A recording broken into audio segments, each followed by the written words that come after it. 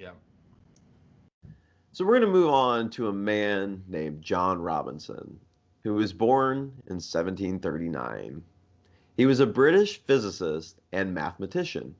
He was a professor of natural philosophy, which is the precursor of natural science, and he taught at the University of Edinburgh.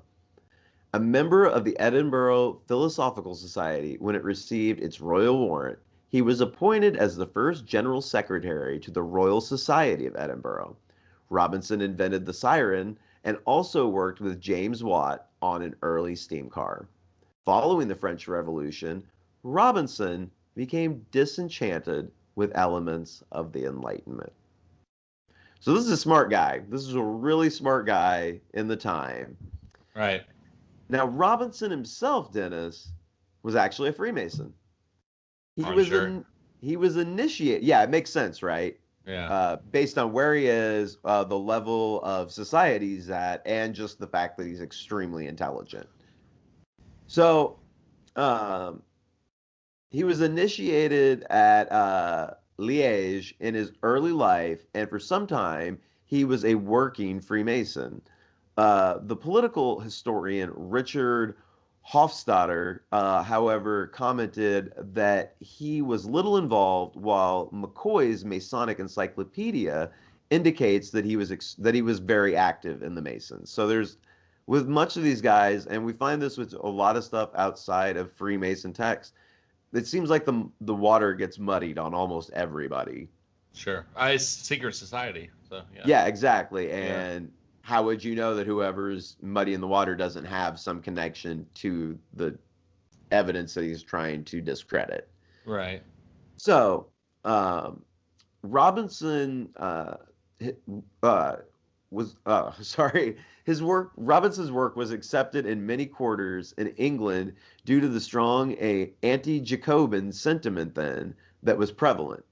A contemporary critic wrote, quote, "On the present occasion, we acknowledge that we have felt something like regret that a lecturer on natural philosophy, of whom his country is so justly proud, should produce any work of literature by which his high character for knowledge and for judgment is liable to be at all depreciated."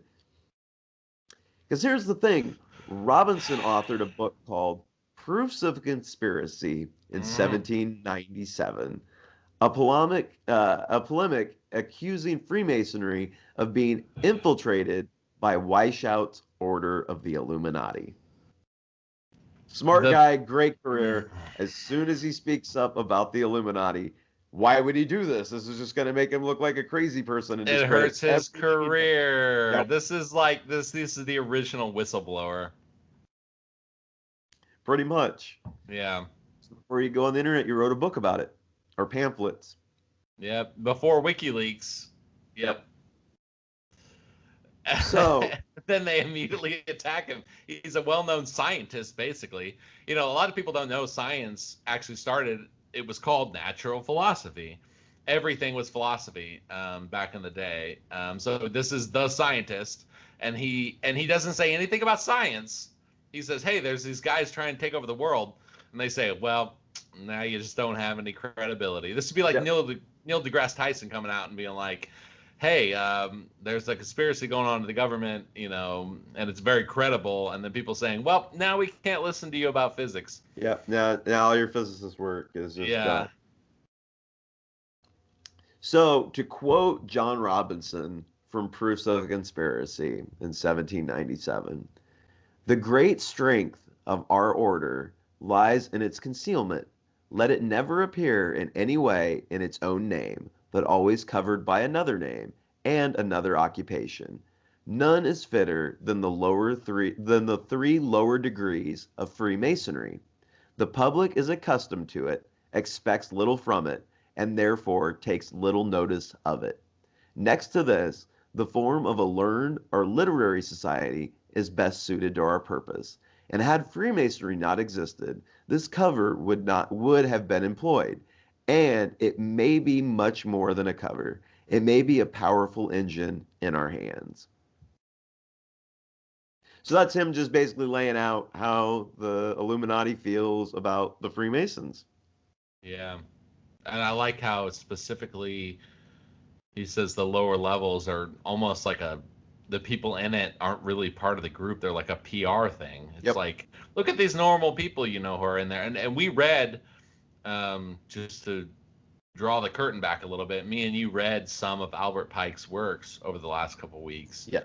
And his book goes level by level through the Freemasons, and it starts out very common. Literally, the first level, you learn the 10 Commandments.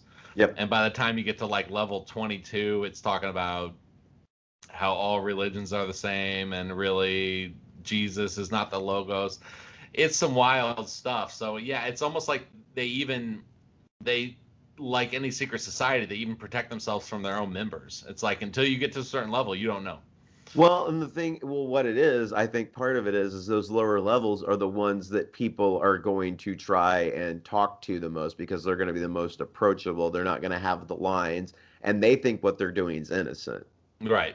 And so yeah, literally, if your own members don't know what the higher members are doing, it's both a good recruitment tool to get more people for the higher members, and also it's a tool that the general public will see normal people, the fireman, the postmaster, joining this group, and they'll think, oh, it's nothing. Well, and the thing is, most of the occult type information and like more conspiracy type information we have about them has over the years has come from people who detracted, like John Robinson, right, when they got up to higher levels and realized what was going on and went, oh, this is not what I signed up for, and right, this is not what I thought this was, and I need to let people know what this really is. right. That's why I don't hold any ill will towards people who are part of this, because unless you get to a certain point and you know what you're doing, odds are you've just been fooled. Yeah, you've been Yeah. deceived, but if you're Right. going to, but when somebody presents you with the truth, if you're going to ignore it now, you're kind of complicit. Exactly. So, in 1787, 2 years before the revolution exploded, Adam Weishaupt's nominal replacement as the head of the Bavarian Illuminati, Johann Baudet, made 2 trips to Paris. In Paris, Baudet formed a close relationship with the radical publisher and future Jacobin Nicolas Bonneville, who wrote an Illuminati manifesto on world revolution. Bonneville was a Freemason and friend with both the Duke of Orleans and revolutionary firebrand Camille Desmoulins. Bonneville and Desmoulins belonged to yet another secret organization, the Society of the Friends of Truth. It was described as a combination of political club, Masonic lodge, and saloon, or salon. It says salon. I think it might have meant salon. That might be a typo. I would like if it was a salon, though. You Like know they what, got their, though? I mean, they got have their you ever, wigs. Well, they used to wear a lot of wigs and stuff back then. It might actually be a salon. I'm have going you with ever that's not a have you typo. ever been to an inner city barber shop? People talk about the world. That's the equivalent of like a bar, like Okay. in the old time. I don't know. I mean, I don't know. You're right. They might have been getting their wigs done, talking about stuff. It could be salon or saloon, but really, they're kind of the same thing. If you know. Yeah,